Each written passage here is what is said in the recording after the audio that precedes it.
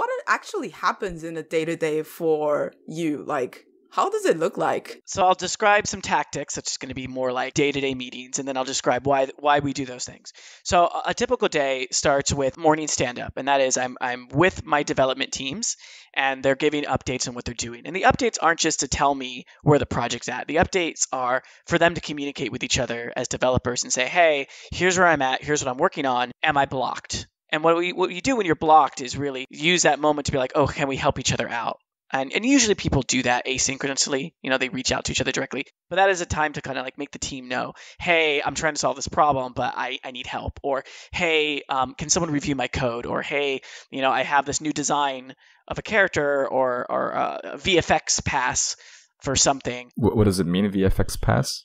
Visual effects. And what that usually means in games is particle effects. And particle effects are what you would see when to explain to a player what they're seeing on screen, how is the action being portrayed. So if you imagine Street Fighter, right, when Ryu throws a punch, there's an impact of some sort, and you'll see a little image on the screen that lets you know I made an impact. That could be a visual effect, which is probably accompanied with the sound effect, which needs to be coded and programmed at the right time by a designer and engineer to make it all come to life. This simple motion is the result of like 4 or 5 different teams or types of disciplines working together to make that happen. And then what does the pass mean? Pass means a version pass, like pass 1, pass 2. My first pass at my paper, it's a revision. Like an iteration. Iteration. That's exactly what it means, an iteration. So that's the type of stuff we do. So my day starts with that. And then I move on to a leadership meeting with the leaders of my project. So I'm the lead producer, but I also work with the lead engineer, a lead designer, a lead QA analyst, a lead insights analyst, and we discuss kind of like the meta problems or meta things we're doing on the project and update each other on what we're doing. And then I usually roll into either review meetings per discipline, or I'm working on presentations to give to my leadership group. So I need to keep them updated on where the project's at. So I'm really doing that. What does a review meeting mean? Does it mean that where you get to sit and the other people show you what they created? Correct. So on a feature I'm working on, I'll see here's the design might have an iteration they want to go over, and I'll sit in on the meeting and listen and hear them discuss it, and I'll give some feedback if it's warranted. Most of the time, I'm pretty hyper aligned with what my designers want to do, because part of my job is setting goals. So early on, before they start designing solutions to problems, because that's what game design is. It's designing solutions to people interaction problems in software. I meet with the lead designer and we go over the goals of what we're trying to solve. And once we're super aligned on those goals, the design team goes and creates solutions to those. So I'm just seeing the progress in those review meetings and seeing, yes, these are meeting the goals that we agreed on is the right thing to make for players, etc. So those meetings like that, I do a lot of one-on-ones. These are like individual meetings with team members. So over the course of a 2-week period, I'll probably meet with at least half of my team for half an hour.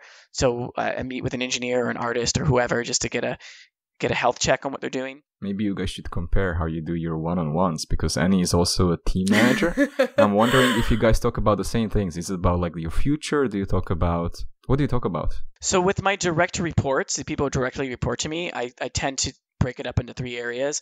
One is career mentorship and growth, and how I can help them with that and go over what their goals are for the next 90 days and see how they're doing. 2 is, we just talk about problems on the project, and not just like this is a problem, it's challenges. Hey, I'm trying to solve this. Here's how we should approach it. And then the other third of it is usually how you doing as a human being. Just relationship. Pretty similar. Yeah.